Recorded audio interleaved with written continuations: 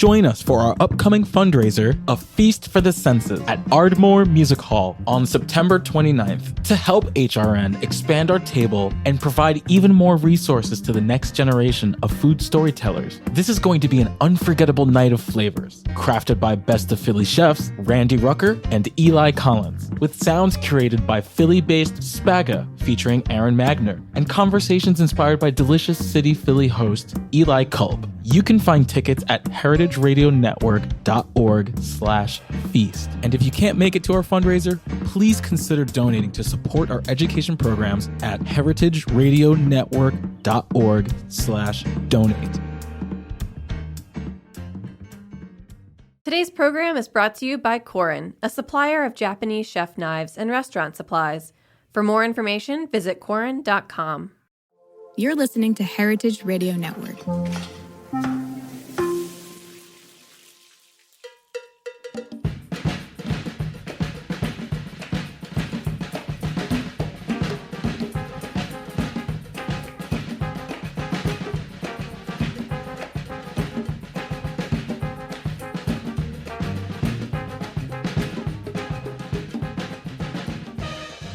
Well, hello. Welcome to All in the Industry on Heritage Radio Network. I'm your host and producer, Shari Bayer, and today is July 30th, 2024, and this is our 394th episode of this series, which is dedicated to behind-the-scenes talent in the hospitality industry. Today, I have a special episode from Las Vegas with a legendary chef who, in addition to his very successful restaurant empire, is the chef for the Oscars, and I'll introduce him fully in a moment. But first, as I do in every show, I will start out with my PR tip, and then we'll have my interview and solo dining experience. As the founder of Bayer Public Relations, I'm going to tip the show off with my PR tip of the week. So today's tip is to let simplicity rule. Yes, let's not overcomplicate things. In cooking, that means utilizing the best ingredients and then letting them shine, resisting the urge to alter them too much. And in life, keeping things simple by surrounding ourselves with things that we truly love, as it will help us be more efficient and have more clarity in our minds, reducing stress and helping us to build self-esteem and enjoyment in life. So let's practice the acronym KISS, Keep It Simple, Stupid, as it's simply a better way to live. That's my tip today. Okay, so I'm super excited about my show today. It is an interview which I recorded at the beginning of June when I was in Las Vegas for the World's 50 Best Restaurants 2024. And it is with none other than Wolfgang Puck, the famed chef, restaurateur, TV personality, and author who has built a brand that encompasses three companies: Wolfgang Puck Fine Dining Group, Wolfgang Puck Catering, and Wolfgang Puck Worldwide, Inc. The name Wolfgang Puck is synonymous with the best of restaurant hospitality and the ultimate in all aspects of the culinary arts. Wolfgang was born in Austria and began cooking alongside his mother at a very young age. A chef herself, she encouraged Wolfgang and inspired his passion for food. As a young chef, he worked in some of France's greatest restaurants, including Maxime's in Paris and the Hôtel de Paris in Monaco. At the age of 24, Wolfgang left Europe for the U.S., first working at the restaurant La Tour in Indianapolis, and then in Los Angeles, quickly garnering the attention of the Hollywood elite as chef of Ma Maison in West Hollywood. Following in 1982, Wolfgang opened his first flagship restaurant, Spago, located in West Hollywood on the Sunset Strip.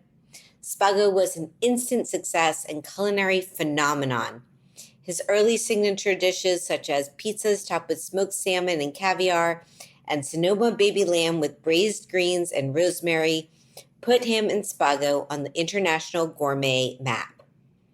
Wolfgang and Spago earned many accolades during its popular 18 years in West Hollywood, including winning the prestigious James Beard Foundation Award for Outstanding Chef of the Year in 1991 and 1998, and the James Beard Foundation Award for Restaurant of the Year in 1994. Wolfgang is the only chef to have won the Outstanding Chef of the Year award multiple times.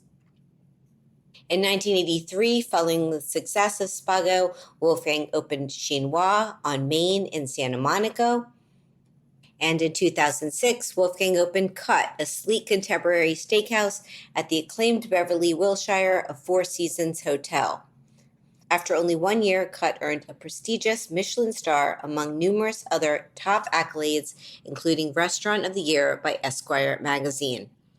Today, Wolfgang Puck fine dining restaurants can be found around the world, from Las Vegas to Beverly Hills, Maui, London, New York, Singapore, Budapest, Istanbul, Bahrain, and Saudi Arabia.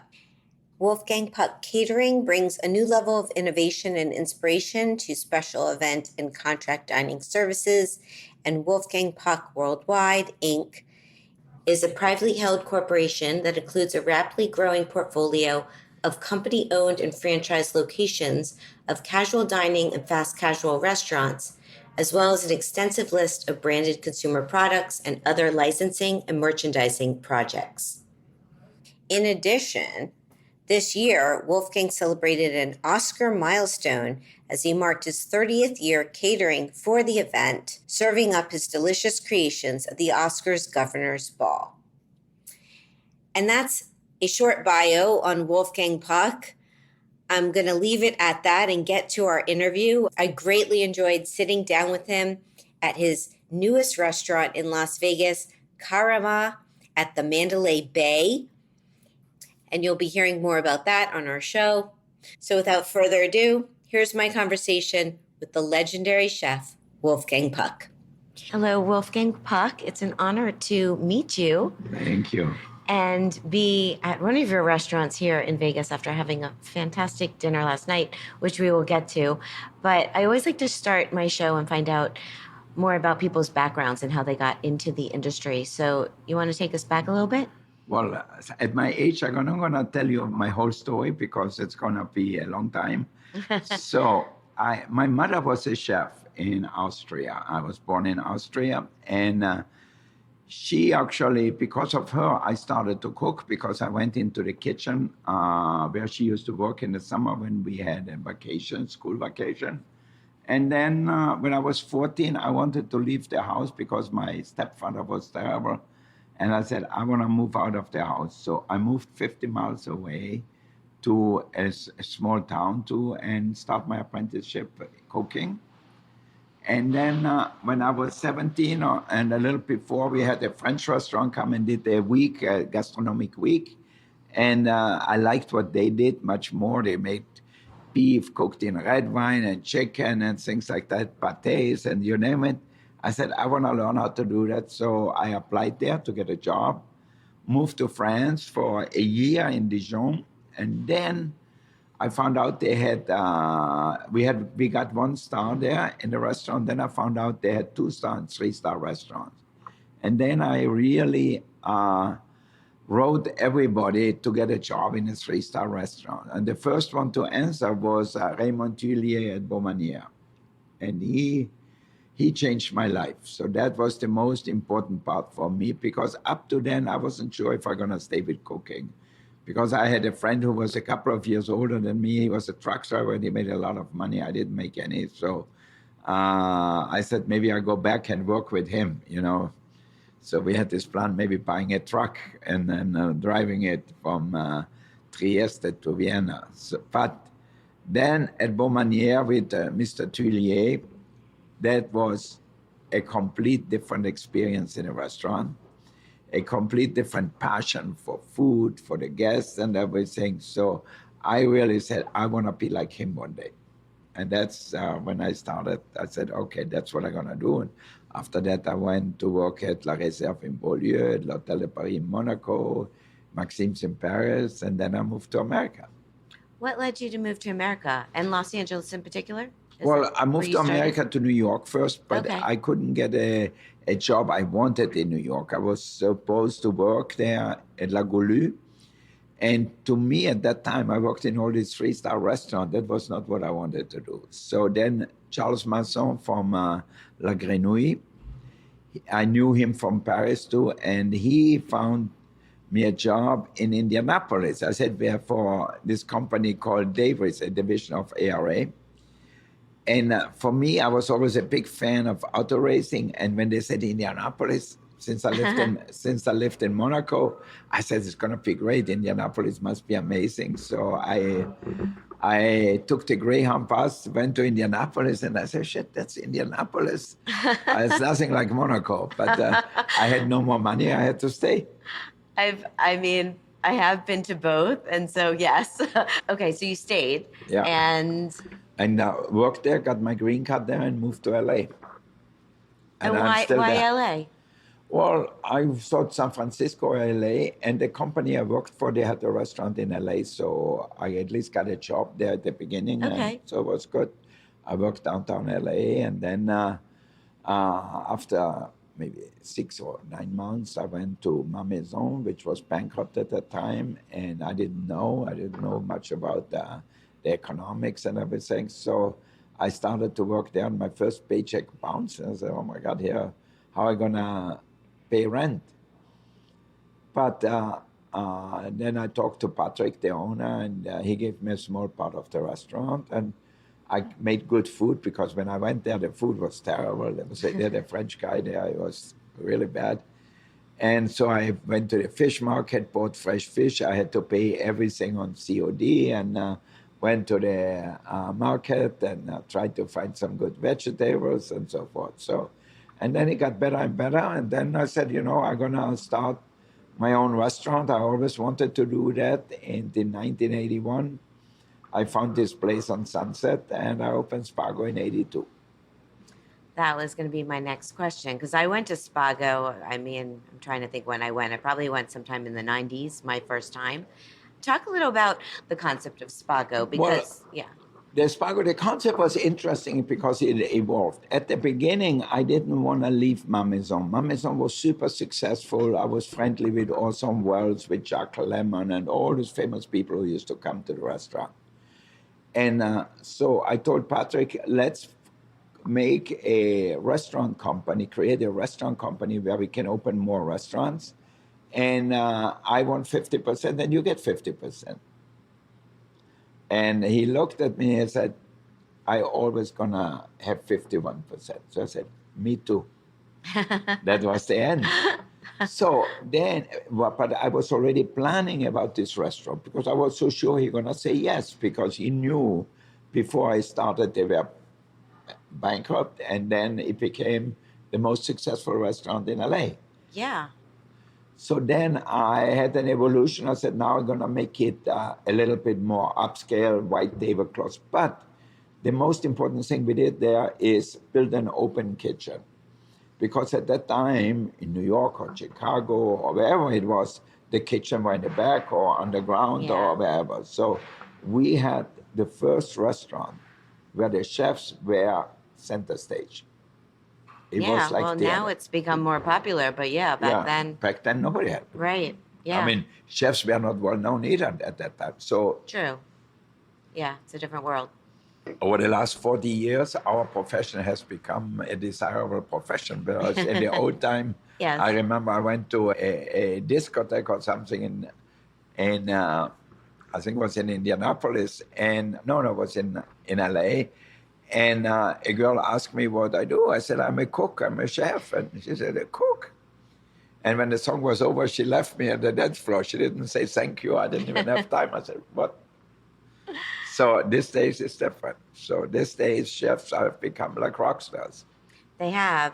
So what inspired that concept of opening Spago? Well, because I was at Ma Maison still, and that was a French restaurant. So I said, I want to make something more like Provence or Italy, part of Italy, part of Provence. So we had a wood-burning oven to make pizzas, because there was no good pizza in LA. There was no wood-burning oven in LA anywhere. So we built a restaurant with a wood-burning oven, with a wood-burning grill. And also I said, I want to have an expression of the city where we are. So we were probably the first one in a Caucasian restaurant to serve raw tuna. Now you can get it everywhere. True. But in the old time, you couldn't get a tuna sashimi in a restaurant. If it's a French restaurant, Italian restaurant, maybe in Venice they had some crullers, but here not a lot. So I had influences from different parts of the city, like I was learning how to make Peking duck and things like that. And we had a farmer who raised lamb for us because at Beaumanière we had this baby lamb. And so I tried to get the same thing at Beaumanière. So we had some influences from Europe, some from around the city. Did you think at the time that Spago would become such a iconic restaurant? I mean, it really changed the LA landscape.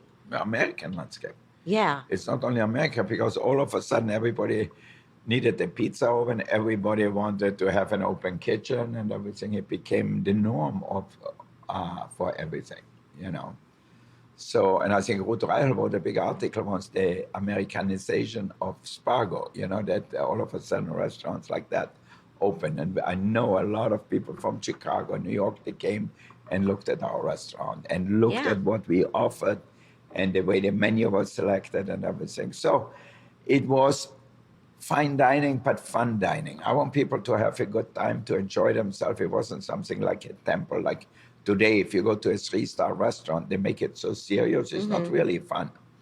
So unless you go with a fun group, and then if you make too much noise, they look at you and says, why you're making noise? No, it's true. I mean, my memories of going early on, I wasn't dining out as much as I dine out today. It was earlier in my career. But my memories of it are delicious, fun, beautiful, good energy, all of that. Yeah. So what has led you then to pretty much create a restaurant empire? Because you have more Spago, you created Cut. You have a few concepts, and we're here in Vegas. Yeah. At Karama, our latest restaurant. So Karama is really a restaurant. I dedicated it to my mother. You see a few pictures in the back there and here. Since my mother was a chef too. Yeah. And Karama means dear mom. Okay, that's nice. Yeah. So I think it's really, in a way, special for me. Unfortunately, she's not here anymore. Hopefully, she looks down from up there. So to have one for my mom. So, and it's food from where I grew up with more Italian influences. So because we grew up on the border of Italy, so we had all these noodle dishes and things like that. We didn't make a fancy sauce or whatever, but except in the wintertime sometimes. But it was delicious food and simple food, just the way you eat in Italy. So we changed it, obviously. We did the menu for my mother or whatever, but some ideas from my mother. When did you first open in Vegas? We opened in Vegas. We were the first restaurant to open in Vegas of any chef. Yeah. There were no chef-driven restaurants. Here we opened in 92. Wow. Yeah. And which hotel? At Caesar's Palace, at the Forum at Caesar's Palace. And that was a Spago. That was a Spago. And then after that, the MGM opened. We opened a bar and grill at the MGM, a more middle-of-the-road restaurant, and it's still there. That was in 93, I think so, or 94 maybe. And then we continued to expand with the Palazzo, the Venetian, where we were yesterday, which is Cut. And then Spago moved like 5 years ago to the Bellagio, and because I think Caesar's Palace has become a more downscale hotel since Wynn opened, the Bellagio opened and everything. So Caesar's is not our clientele. Why did you open in Vegas? Because I loved boxing. So I used to come to the fights here all the time. I didn't know that was the reason. Yeah. Yeah. So I came here. I never knew where to eat. I didn't want to go to the buffet because I hate to load up a plate with full of food.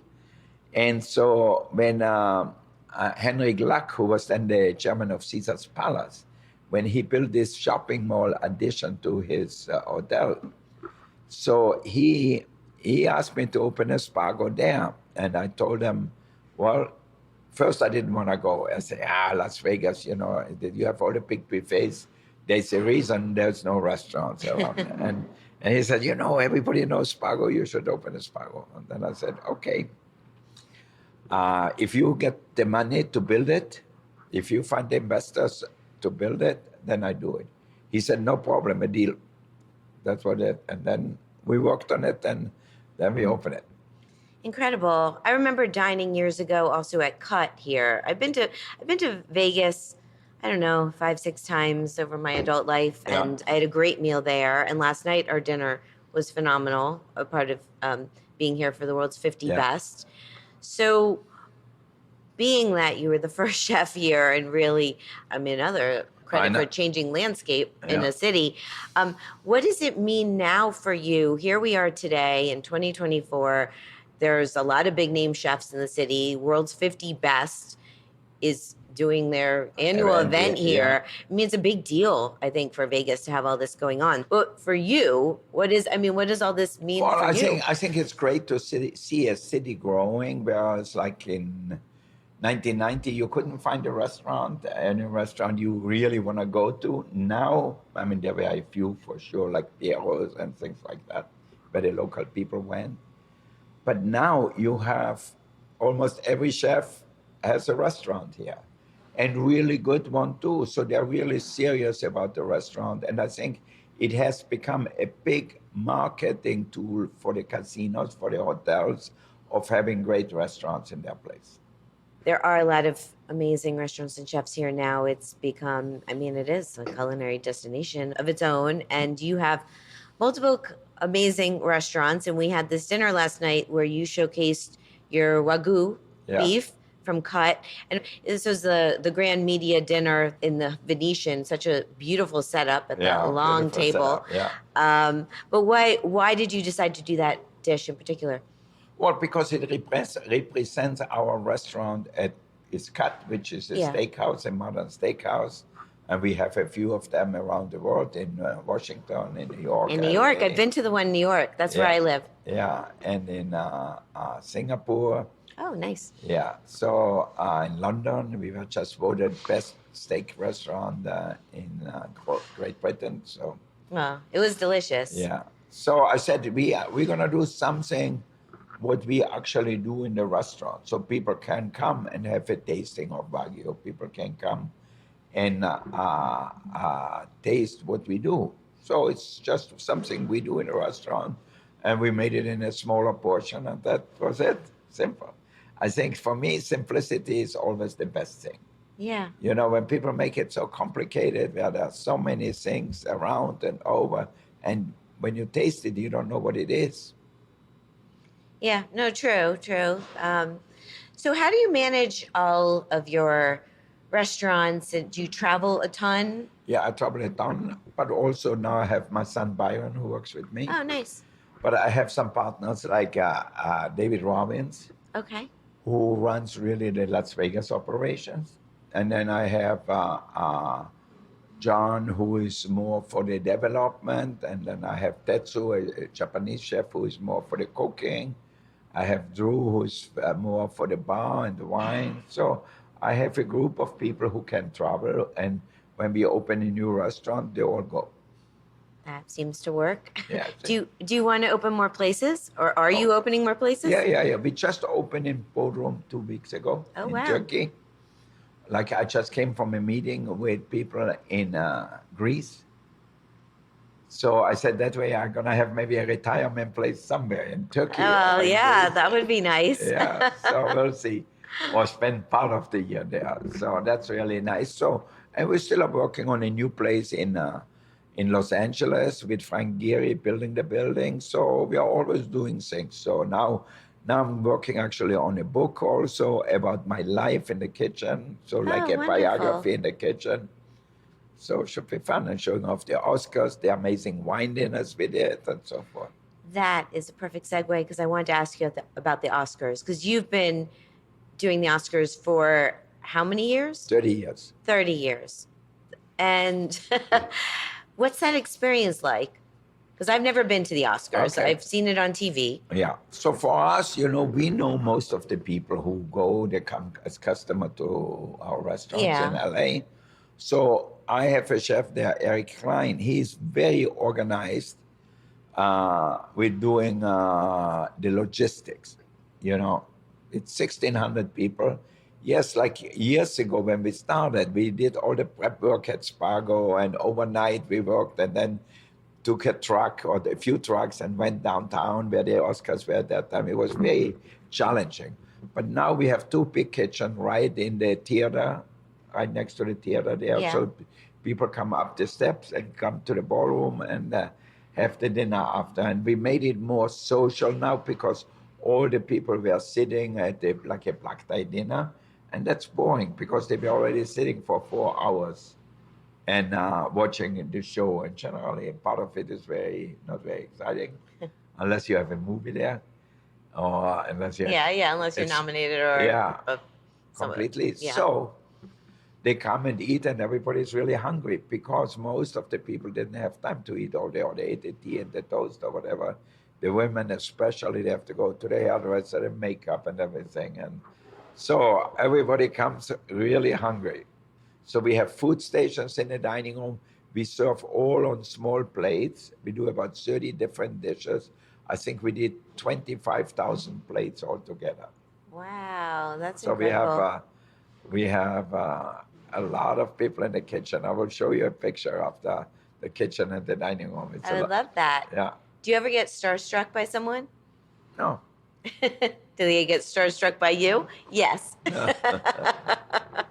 No, that's. I mean, I knew you've been involved in that a long time. I think it's a very special thing that you do. And I wanted to ask you, I have a book out called Chef Wise, which is advice from chefs around the world, life lessons. And so I want to know, what's your top advice for aspiring young cooks? Well, I think the most important thing, I mean, there are many important parts, but I think I grew up where my stepfather told me I'm good for nothing, and then my first chef told me good for nothing. And that made me tougher probably, and I stuck with it. I didn't go home. Like my first chef in Austria fired me after 2 months or so. I wanted to jump in the river there, and I said, I'm going to kill myself. I'm not going home. And then I said, you know what? I'm going to stick it out. And I think then I thought, no is not an answer. If you really want it, if you really can dream it, you can actually do it. And I think for me, I don't know, since my childhood was difficult, it only got better as I grew. But I think there is a few things. You have to have passion. You have to have tenacity. And don't forget, if you have a little talent, yes, it's 10%. Most of the 90% is the work you do every day. Yeah, well, it's good advice. Yeah. So before I let you go back to your activities, can we play a quick speed round game? I'll name a couple things, you get to pick your preference, such as chocolate or vanilla. Okay. Okay. I see your excitement. Okay. Eat in or eat out? Eat out. Wine, beer, cocktail, mocktail, or champagne? I think wine and champagne. Wine and champagne, that's a good combo. Indoor dining or al fresco dining? Well, I love to eat outside if the climate permits. Yeah, well, LA typically, as most times I'm there, it's eat, that al fresco dining that's perfect. Here in Las Vegas right now, it's a little warm. Yeah. Okay, small plates or large plates? Good plates. Good plates. I think that's a first. I Yeah. love that. Tasting menu or a la carte? I like a la carte better because I don't want somebody to tell me what I have to eat. Okay. Do you do tasting menus at your restaurants though? We do. If people want it, we have it. But we have most of our business is a la carte. And actually, we were talking about our chef at Spargo in Beverly Hills about having one thing innovation, one part of the menu innovation, one part tradition. Because we have so many guests who come for a certain thing. If I take it off the menu, they will be upset. Yeah. But we also want to push the chefs to move forward. So I said, okay, we're going to also maybe have a tasting menu, but you also have the Spargo regular. Got it. Okay, how about communal table or chef's counter? I don't like a communal table. A chef's counter is fine. Okay. I love chef's counters, especially when I dine solo, which I do a lot. Tipping or all-inclusive charge? Tipping. How about, well, you talked about it at the beginning of this conversation, open kitchen or closed kitchen? Well, we have mostly open kitchen. It can't happen everywhere. Like Yeah. in London, we have our kitchen is underneath the restaurant because that's the way the space is. But wherever we build new restaurants, generally it's an open kitchen. Okay, a few more. Since we started it, so we have Okay. to continue. Okay. Blackjack or craps or poker, or do you have a game? I do not gamble anymore since we opened a restaurant here in Las Vegas. Yeah. Because it's too tempting, especially when you drink a little bit. When Yeah. you lose, you say, I'm going to win it back, I'm going to win it back. And I remember when I opened Spago at Caesar's Palace, and I went to gamble with a doctor friend of mine, and he gave me $1,000 worth of chips. And I lost it pretty fast. He was winning. And then one of the pit bosses came over to me and said, "Oh, Mr. Puck, it's so good to have you here. You know, we can give you a credit line for $25,000. I said, "That's great, but do I have to pay it back?" He said, "Well, yeah." I said, "Then I don't want it. Thank you." And I left. Since then, smart. I saw a lot of our employees, you know, they make the tips during the day or at night, and then they go and put it in the machines. And, you know, they only tell you when they win. Yeah. Nobody comes back and says, I lost. My son Byron went there last night. He stayed with some friends. They went to gamble, and he won $500, but his friends lost more than that. So sometimes you get lucky. Yeah, and they'll probably be like, "You're paying for dinner next time." I think I prefer our table here at Caramad than tables out in the casino. Yeah, cool. Okay, a couple more. Cheese plate or dessert? I love sweets. All right, good answer. Los Angeles or Las Vegas?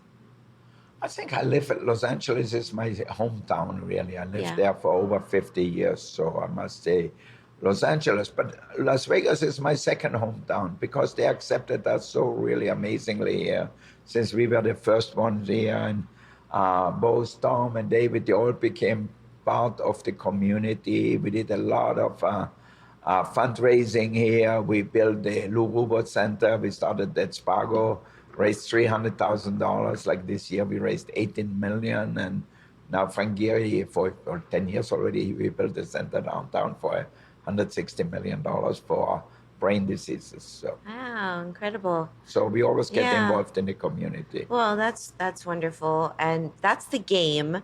The last question I have is just a little selfishly. I live in New York City. Did you ever consider creating a Spago in New York City, or would you? Yeah, if it's the right place, I will do certainly. I think so. I think we have to do because New York is the center of the world. So I said we should have a Spago there too. Okay, well, stay tuned. I would be a customer. Okay. You got one. Yeah. All right. Well, thank you so much for Thank your you. time. It's Good an to see honor you. to speak with you today. And Thank you. congratulations on all of your success. Thank It's pretty you. incredible. Thank you. So thank you. Thank you. Today's program is brought to you by Korin, a supplier of Japanese chef knives and restaurant supplies. Korin is proud of their Japanese culture and traditions, but they want you to know that their products are not just for Japanese restaurants. Their knives and tableware bring out the best qualities of food from every culture and fit into every restaurant from French to Pan-Asian to American. And that is why they're located in New York City, where people from every country in the world come to eat. Korin's Tribeca showroom is home to the most extensive collection of Japanese chef knives in the world, including Japan. Stop by to view their exquisitely designed tableware and the rarest natural sharpening stones. They have a whole range of knife services from repair and rust removal to reshaping and realigning. Korin is dedicated to this ideal, bringing the highest quality Japanese design to your table so you can experience the unparalleled quality of Japanese craftsmanship in your home or restaurant. For more information, visit Korin.com. Welcome back to All in the Industry on Heritage Radio Network. I'm your host and producer, Shari Bayer. I hope you enjoyed my conversation with the one and only Wolfgang Puck, the famed chef, restaurateur, TV personality, and author who has built a brand that encompasses Wolfgang Puck Fine Dining Group, Wolfgang Puck Catering, and Wolfgang Puck Worldwide. What a treat to get to spend some time with him when I was in Las Vegas. Congratulations, Wolfgang, on your amazing career and all you've accomplished. Thank you so much for sharing your story with me and with us. I look forward to seeing you again soon and returning to your many fabulous restaurants. Okay, so it's time for my solo dining experience. This week, it's at Le Veau d'Or. Here's the rundown. The location: 129 East 60th Street near Lexington Avenue on the Upper East Side in New York City. The concept: it's a revival of a famed French eatery that dates back to 1937, brought back by the dynamic chef duo behind Frenchette and Le Roc. So who are these chefs? Well, they're Lee Hanson and Riad Nasr, and their team in the kitchen includes Charlie Eisenstein as chef de cuisine, as well as executive chef Jeff Teller and pastry chef Michelle Palazzo. And running the wine program is Jorge Riera, and the bar manager is Sarah Morrissey. And my friend Jen Lee is a part of the bar team. So why did I go? Well, I love a good revival, and this is an iconic New York bistro brought back to life by two amazing chefs who I know and highly respect and love their other restaurants. So I was very excited to go. And a little backstory: Catherine Trabeau owns the townhouse, which has the restaurant that her father, Robert Trabeau, a veteran of New York's historic French dining scene, bought in 1985 and still lives in the building. And Derek Summerlin, one of Robert Trabeau's grandchildren, bears the title of maitre d' of the restaurant. So my experience: I was on the Upper East Side on a weekday night last week, and I didn't have dinner plans, and it dawned on me that I was near the restaurant, and I said, hey, it's around 8:30. Let me just swing by. Maybe they'll have a spot. So when I arrived, I met Derek, who was running front of house, and he wasn't sure if they were going to be able to get me in because it was a full house and it's not a very big restaurant. But I waited a little bit, and what do you know? They were able to squeeze me in before the last seating at 9. So thank you, Derek. And while I was waiting, I hung out at their intimate bar, which they don't serve dinner at, but yes, they serve drinks. And my friend Jen was behind the bar, and I asked her to make me a 0 alcohol cocktail, which was called a cucumber mule. It had ginger, cucumber, and lime, and it was very refreshing, perfect for summer. And shortly after that, the table was ready for me in the back. It's a really great table along the banquette. It's an intimate dining room. It's not very large. I would guess it's about 40, 50 seats. And I was seated, and I had a lovely server, and I ordered and relaxed and enjoyed a fabulous prefix meal, which is the style of service of the restaurant. And I saw Jorge as he was working the room, and Riad came out, and I got to see him and say hi. And the place had really good energy, and I had a great time. So what did I get? Well, as I mentioned, it's a prefix menu. It's $125 for 3 courses. There's a lot of choices in each section. It was kind of hard to choose. The whole menu is French classics, and everything sounded delicious. So what did I get? Well, I decided to go with the pomme soufflés with caviar rouge and la creme, duck magret à cerise. Everyone got a salad, the salad verte pour la table. And for dessert, I got il flottant, and I also had a macchiato. And I greatly apologize for my poor pronunciation of all of those French dishes. They also served some fresh bread and butter. So my take, it was a really wonderful meal from start to finish. The bread was delicious, fresh, great way to start. The pomme soufflés were these puffed potato pillows that were served with this caviar dip, and that was very delicious. And then I don't get duck that often, but it felt like the right place to get duck. And the duck was wonderful. It was perfectly cooked. It had this really fantastic crispy skin, full of flavor and excellent sauce. The salad that came was very simple. It had a lovely vinaigrette. They brought it while I still had my duck, which was nice. And then at the end, I had this il flottaton, which is a floating island dessert. And that was absolutely delicious. So I really enjoyed everything. The ambiance. So it's an intimate dining room. They really preserved it as much as they could. So it felt as it did all these years with its character, with wood panels and mirrored walls. And it had checkerboard cloth tables and these cherry red banquettes. And they also have brass sconces and what else? Some newspaper clippings and old photos on the walls. And it just kind of feels comfortable and homey with just a good New York feel, you know, when you go into one of these really classic, iconic restaurants that have been around a really long time. It's very special. So I'd say it's perfect for a fun night out with friends or going solo. Interesting tidbit. So as I mentioned, Le Veau d'Or originally opened in 1937, which effectively makes it the longest running French bistro in New York. That's a cool title to hold. And back in its heyday, the restaurant was a hangout for celebrities, including Orson Welles and Truman Capote and Jacqueline Onassis, and apparently Grace Kelly met Oleg Cassini there. So that's a little of that history.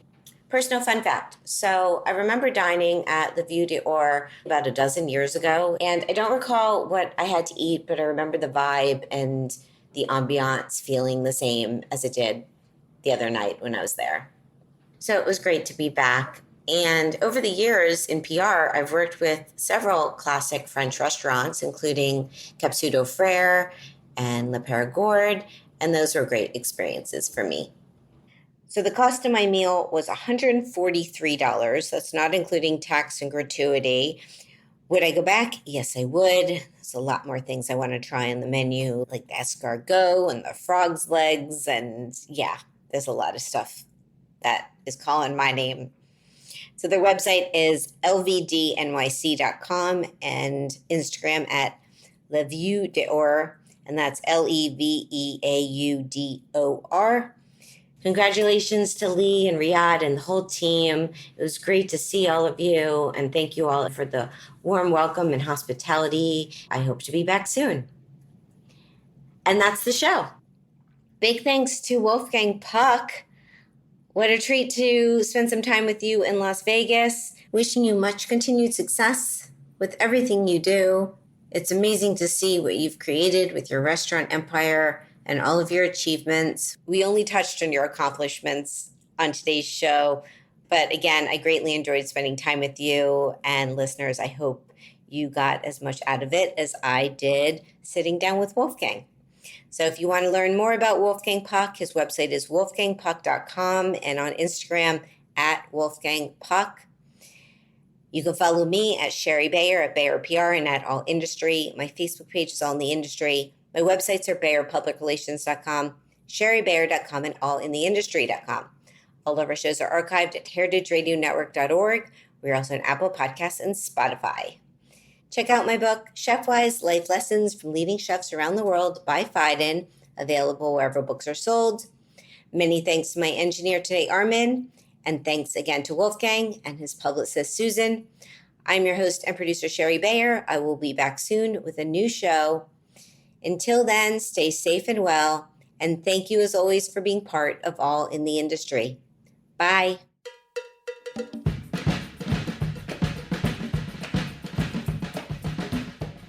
All in the Industry is powered by Simplecast. Thanks for listening to Heritage Radio Network, food radio supported by you. Keep in touch at heritageradionetwork.org/subscribe.